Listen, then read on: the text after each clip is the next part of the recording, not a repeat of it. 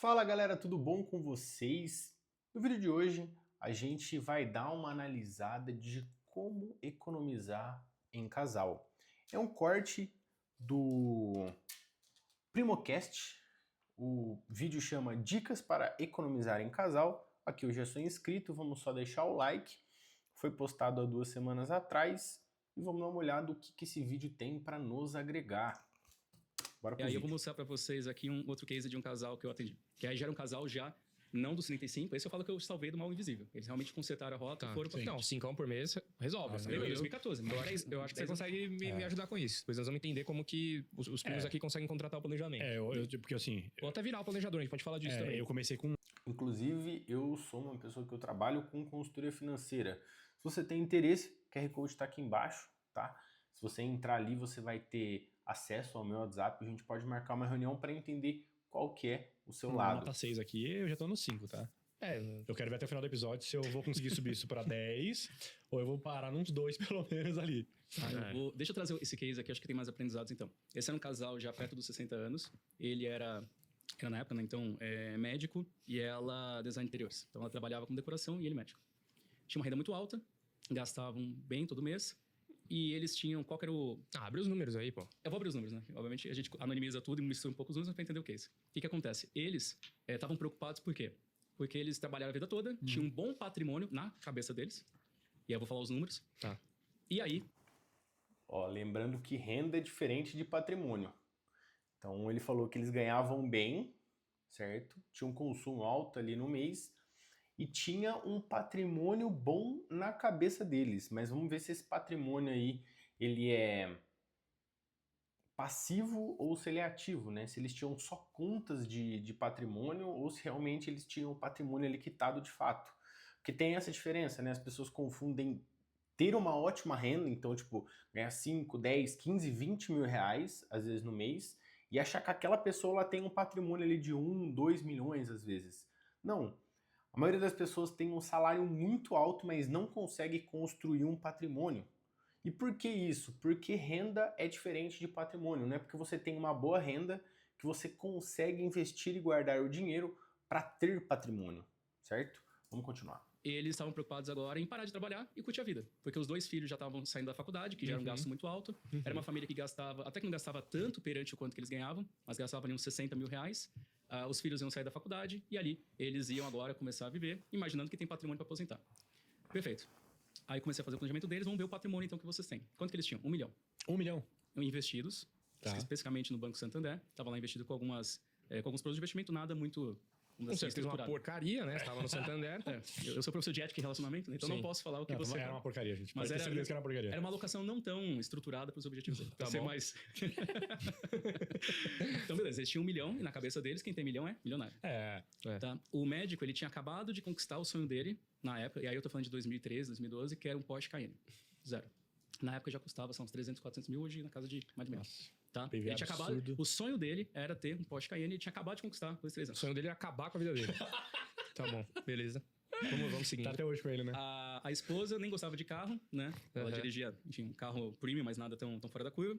Só que ela é design de interiores, então ela tinha também, alguns anos, finalizado o sonho dela, que era construir e reformar um apartamento inteiro de 400 metros quadrados, que na época valia seus 5, 6 milhões.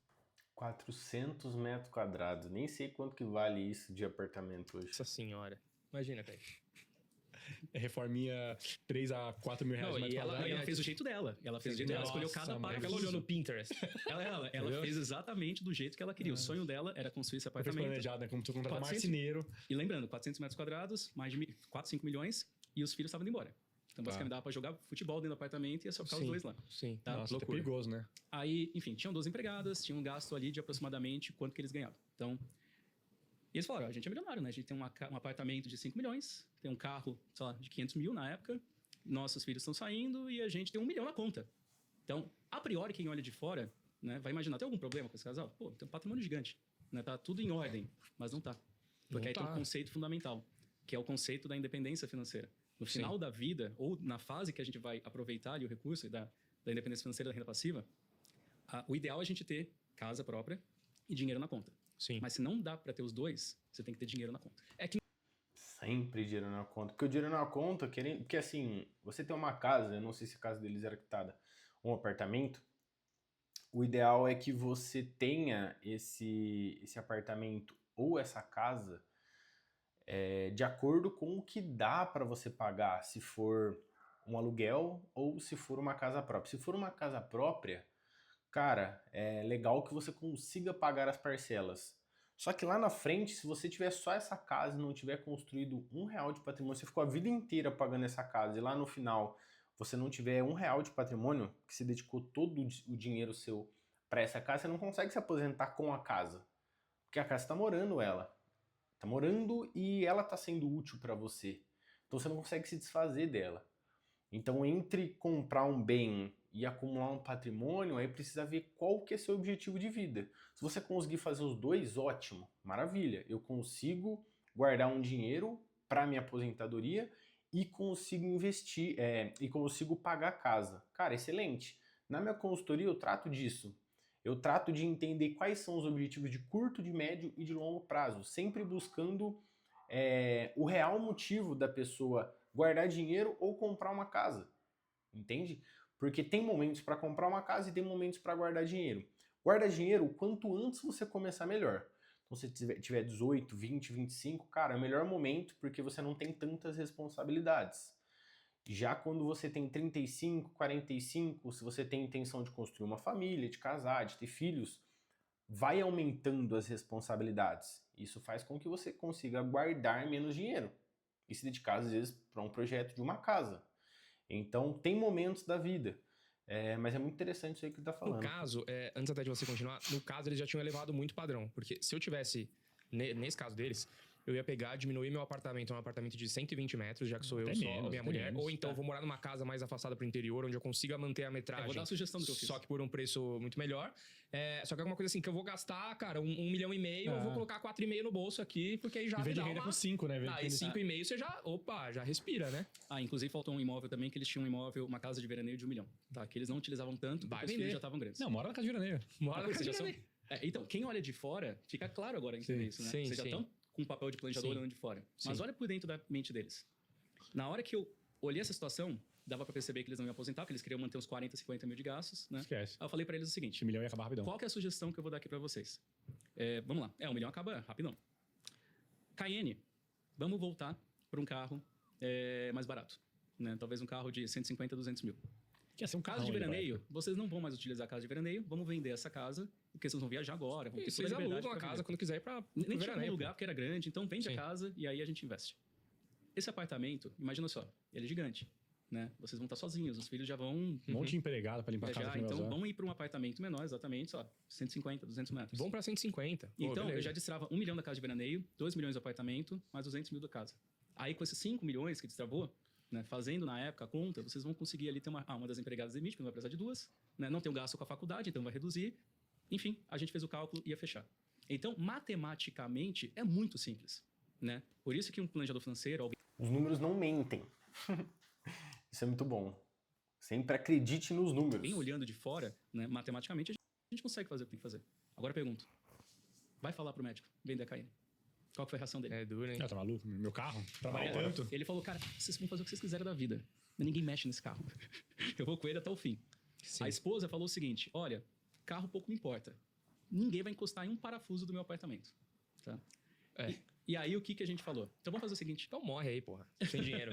Não, e por isso que a gente sugeriu. Então, vamos fazer o seguinte. O apartamento é importante, o carro é importante? A casa de veraneio? Não. Estamos conscientes que a casa vai embora. 1 milhão já veio. Vamos olhar os gastos. Só no obrigatório foi 10 mil de economia. Tá? Só no obrigatório, no não obrigatório, desculpa, foi 10 mil de economia. Nos gastos invisíveis ali. No obrigatório, vocês estão dispostos a mudar? Então, mudar no... O que seria, eu acreditar, esse obrigatório e não obrigatório? Eu não trato como obrigatório e não obrigatório. Trato como despesa fixa e despesa variável. Acredito que esse não obrigatório seja despesa variável, né? Então, aquela despesa que você não tem obrigatoriedade todos os meses. Então, um barzinho, uma roupa, uma viagem, um presente para alguém.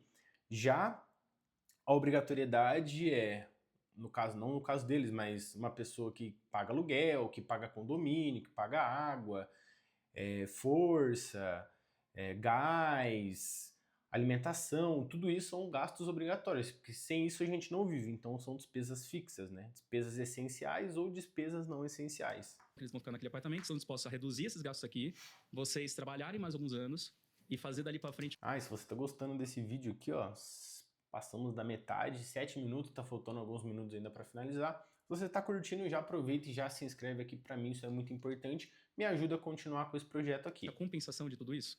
Então, 1 milhão, a gente faz umas compensações, reduz mais o gasto, e ali no final chegou no meio termo. Porque planejamento financeiro é 95% ciência humana.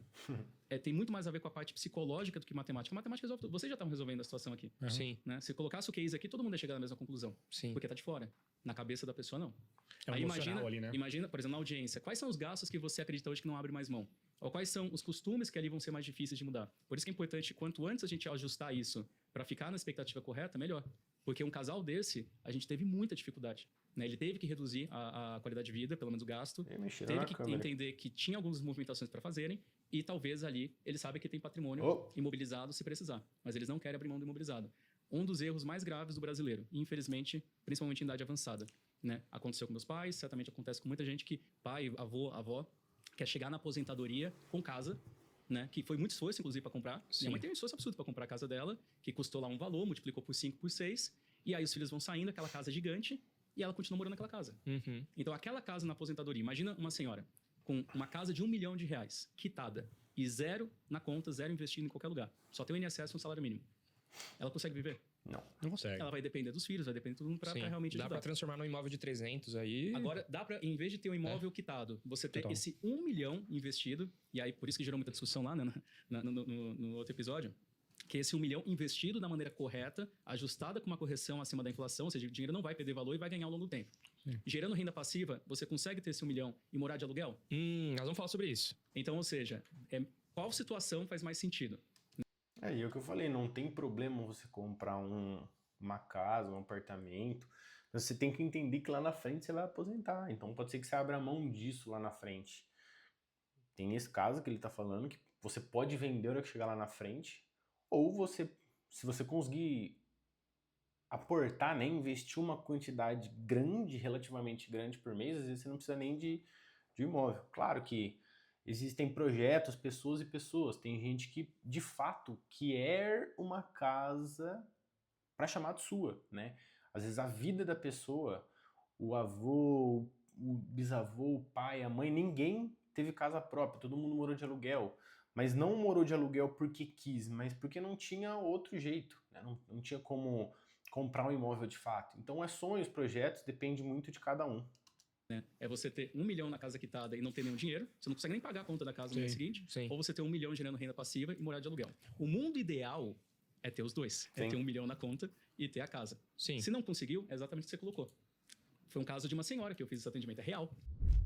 Cara, muito bom.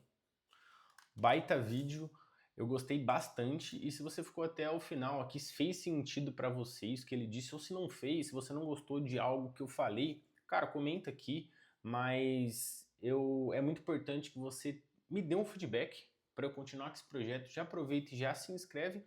Se você ficou até aqui, muito obrigado. Já se inscreve, aproveita, deixa o like, enfim, tudo que tem direito aí. Fechou? Um abraço, obrigado e tchau!